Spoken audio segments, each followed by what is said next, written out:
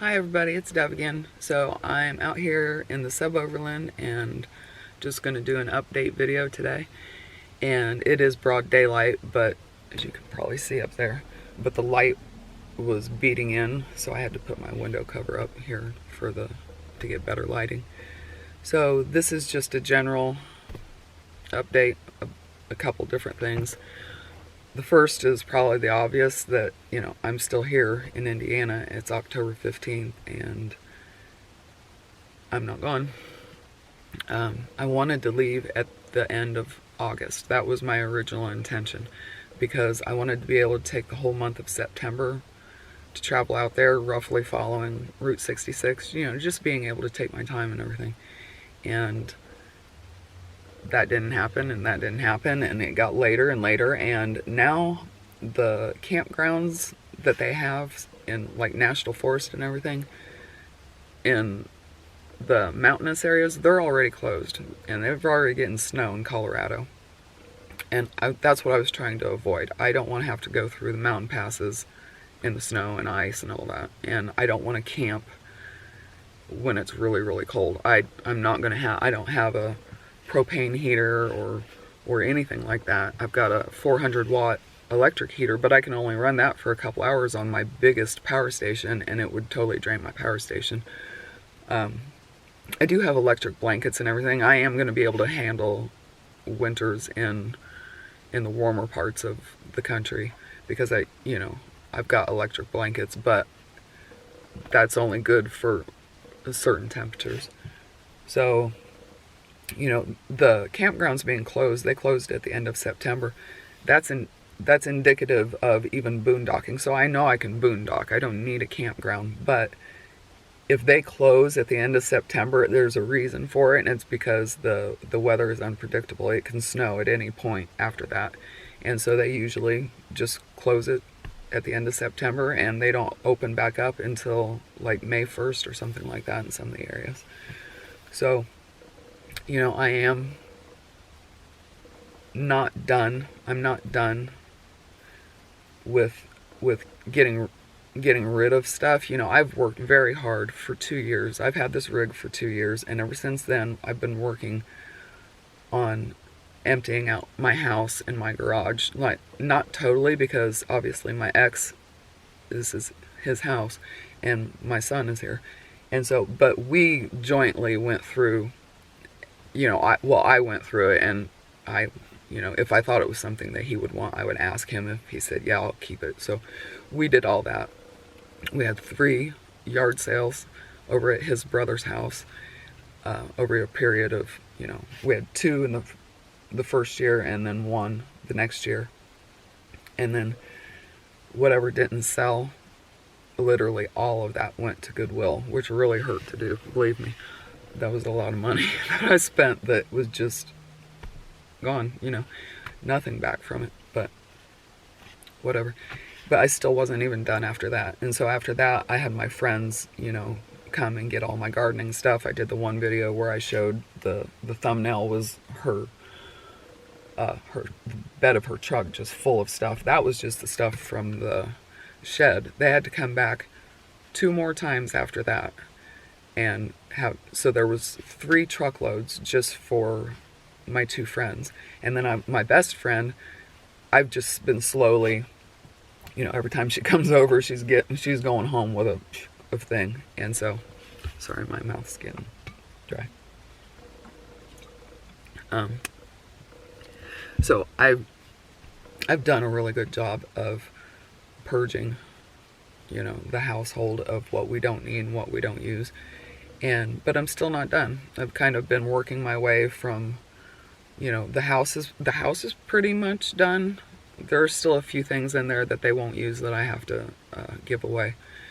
But the garage I'm still working on, and I started at the front, at the entrance, and I'm just working my way back. There's still a lot of stuff left, but that's stuff that he wants to keep here, like canning jars and stuff like that. But I've still, got to figure out how much I can fit in a storage unit, how big of a storage unit I'm going to need. And to be honest, like, I think I've been not dragging my feet, but not like going at supersonic speed, because for like 2 or 3 months now, every time I would have a thought about leaving in the fall, I would get a funny feeling in my stomach. I don't know what the problem is here. It's probably because this is the 5th take I've done. And now my throat's getting dry. Seriously, this is the 5th take. But yeah, what was I thinking? What was I saying? Bloopers. Okay, no, yeah, I've just been getting a funny feeling. Like every time I would think about leaving, I would get that bad feeling in my stomach, and that to me is my intuition. And I use my intuition now because I know it's right. Because for a long time, I don't know for how long, that I was stupid, but I would not follow that gut feeling, and I always regretted it. And I have to stop ignoring that gut feeling. And so, numerous times, it wasn't just one time I thought about it and I got a funny feeling. No, every single time, a week later, 2 weeks later, but every single time I would get that weird feeling. So I'm not supposed to leave yet. I'm just going to listen to my intuition. I don't know what's going to happen. I don't know what's wrong. I mean, I know what's wrong right now with our economy. I can't hardly afford to get out there and be able to support myself until I get a job because of the gas. And, I don't know if that's going to get worse or if we're going to have some kind of conflict internationally. I honestly don't know. And God forbid it's something that happens to anybody in my family or anything, because, that would be horrible. But, what if I got out there and had to turn around and come back? Maybe that's in the realm of possibility. I have to just keep all that in mind. Anything could happen at any time to anyone and to everyone. So I'm going to stay put for the winter. I may do like a shakedown trip, pack it all up, get everything in here that I think I'm going to be living with, basically, and head south, maybe not very far because gas, but maybe Tennessee. Maybe that would be a little bit warmer. It's cold here now. I don't have my sweater on because it's actually warm in here with all the windows closed and everything, but it's cold out there, and it's really cold in the garage. So whatever, I may do a 1 or 2 week trip somewhere. I don't even know where I would go. I may not want to come back though. No. Yeah. But I think it's better, all around. For whatever reason, this is gonna be the way it is. So there's that. And then I think the only other update was my hair. I want to talk about my hair, get this on record, because I have decided to stop cutting the split ends, because every 8 weeks or so I usually would go and have my girlfriend, she's a hairstylist, she's my best friend, who was a female, not that kind of girlfriend. She would just trim off, an inch or whatever. But I came across an article about the spiritual significance of hair, and they talked about also how it, not just the spiritual, but it's like a tool. It's a tool. Native Americans, they kept their hair long, and the military, the military recognized these Native American Indians as, they were trackers. They were really, really good trackers. And so they recruited them into the military, gave them the military buzz cut, and they lost all those tracking abilities. And the military was like, what's going on? And they asked these guys, and they told them it was because you cut our hair. And sure enough, they did an experiment. I think this was the 60s or 70s. I can't even remember when. But they brought more Indian trackers in, and they did not cut their hair. And then they tested them And I think it was, they tested them. They might have did a few different types of tests, but like they would test them before they cut their hair, and then they would cut their hair and test them again, the exact same test, and they would fail when they got their hair cut. And they just repeated these tests over and over again, and they realized that their hair really was, it enabled them to sense their enemy coming to them. So this is sensory. These are like your antenna, and the ends of your hair are like the antenna. And people think your hair is dead, but it's not. You know, it's useful and it's a tool. And so I'm just going to stop cutting it. And for most people, it will just stop growing when it gets to the length that it's meant to be for your body, for your chemotype, for whatever, you know. And I know from personal experience that it will get at least down to my waist, because I wasn't cutting it for a long time, and when my son was born, it was down there. It was pretty long, and so it'll go pretty long. Hopefully it won't get to the floor, because that would be really hard to take care of. So yeah, that was September 9th was my last haircut, and they say it takes 3 years of you not cutting your hair at all for it to become activated, like, you know, as a true antenna or whatever. I guess you get your spidey senses. I don't know. So we'll see what it looks like in 3 years, right?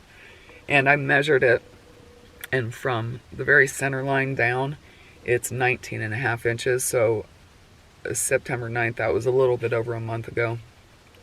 It's grown probably 1/2 inch. So when I started out, it was 19 inches. Excuse me. And so it's 19.5 now, but we're going to go with 19 inches starting, and that'll be my measurement that I can measure from now on. And I'm also going, I'm going to stop using shampoo. And this is a big if, like for a month. This has been a month. I've not shampooed for a month. I rinse it with water, but I don't use shampoo. And I was already only shampooing once a week with organic, natural shampoo, but it still was the sudsy kind that strips your grease and strips the natural sebum from your hair. It gets rid of dirt, grime, sweat, whatever. But some people just don't use anything at all, and I tried to do that before, and I didn't try it long enough. It's been a month and I'm still not happy. I'm still in a transition phase. It could take up to 6 months for your hair to transition from shampooing to just rinsing with water. And I will have to say that it is easier. Unfortunately, I have to rinse more often. I was only shampooing once a week, and it was 1 gallon of water. Really great for water conservation. This, not so much. I've got to rinse like every 2 or 3 days, and it feels like it's more than a gallon of water. So it's going to use more water, which I'm not happy with, and I'm hoping that by the time it goes through its transition phase, I can get back to once a week, or maybe twice a week. So 2 gallons of water, maybe a week. I don't know. I don't know how that's going to work. And I don't really know if I like the new shampoo, because, you know, you don't have that shampoo there to get rid of all that stuff. And they tell you to use wooden brushes. And so I've got this right here. It's a palm brush. It doesn't have a handle on it, and I feel it feels better to me, because I already would usually not hold a brush by the handle. I would kind of hold it by the head anyways. So this, when I saw this, I was like, that's perfect. And it's got these wooden, wooden pegs. I'm burping because I drank the water. But, you know, that's what I'm brushing with. But what is not being washed out with shampoo is coming off on these bristles, and it's really gross. I'm not happy about that. I have to clean the bristles like every day, and it's a huge pain in the butt. I'll probably maybe do a separate video on how I have to clean this and everything. But I brush it, you know, a couple times a day, and it gets that buildup. But that is what is washing my hair, I guess, you know, I'm just combing it a lot and brushing it a lot, and really I lose way less hair now. So I'm not using any product at all. I was never using any styling product. It was always just shampoo, and I would let it hair dry. I don't even blow dry it. So I've been doing that for years, just once a week shampoo. And now it's just nothing. No shampoo. Well, after I would shampoo, I would have to put I would use leave-in conditioner just on the ends. And so I was already, you know, having to do that, of course. But now I don't even have to do that. There's no shampoo, no leave-in conditioner, because the sebum, your natural oil, if you keep brushing it, you just brush it down and you brush it out, and with it comes the dirt and everything else. And so I guess that's the trade-off, you know. Instead of chemically shampooing, I'm mechanically getting rid of the dirt and the grime and the grease. Well, a little bit of the grease. I'm not real happy with the transition phase. If it takes 6 months to do this transition, I'm not gonna be happy. It's already been a month though, so I have to figure that it's probably gonna take, for me with my length of hair, it's probably gonna take 2 or 3 months. Hopefully not 6 months. But that's it. No shampoo, no cutting, going au natural. I already don't use makeup. I haven't used makeup since as old as my son's 21, and I haven't really used makeup his whole life. So none of that. I do still, you know, shave my legs, which that's a boo-boo. You're not supposed to do that because it's supposed to be, you know, it's part of you. But seriously, I have my limitations. A woman's got to have her limitations, and, you know, underarms. And when I get out west, I'm going to be able to go back to sugaring instead of shaving. So whatever. I'm not going to be that much of a viewer. I can't. We're going to leave it at the hair. Up here on my head. Alright, guys. I've been talking too long. Have a good one. Take it easy, and I will talk to you again in another video. Bye.